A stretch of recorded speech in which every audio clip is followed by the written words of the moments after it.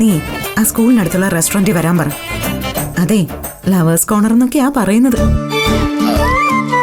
അങ്ങോട്ടൊന്നും വരാൻ പറയാൻ പറ്റത്തൊന്നുമില്ല. ഒരു കാര്യം ചെയ്യാം, ഞാൻ ഈ ഫോണുമായിട്ട് സ്കൂളിലേക്ക് ചെല്ലാം. എന്താന്ന് വെച്ചാ നീ ചെയ്യും, അത് നിന്റെ ചോയ്സ്. ഞാനായിട്ട് ഇനി ഒരു അഭിപ്രായം പറയാൻ വരുന്നില്ല.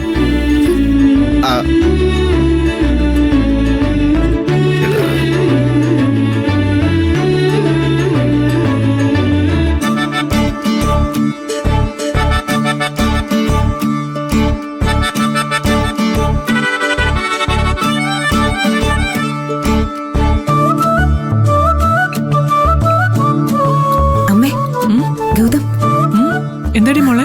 അമ്മേ, ഒരു ഉഗ്ര സംഭവം ഉണ്ടായി. എന്ത് സംഭവം?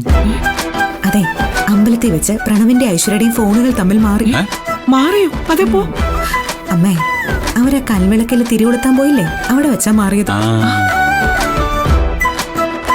എന്തായാലും അവരെ തമ്മിൽ അടുപ്പിക്കാൻ ദൈവമായിട്ട് ഒരു വഴി കാണിച്ചു തന്നു എന്ന് കരുതിയാ മതി.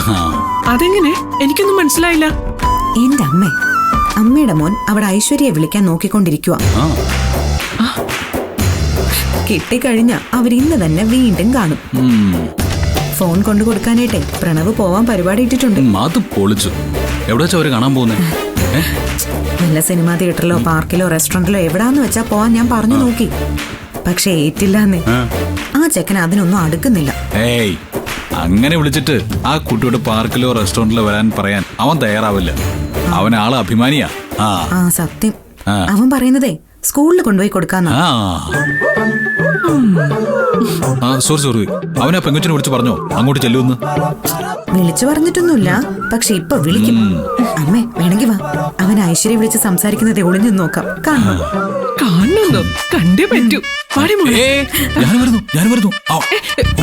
നീ അവിടെ ഇരുന്ന് കഴിക്കടാ. കഴിക്കുന്നോക്ക് പിന്നെ ഞാൻ വരുന്നു.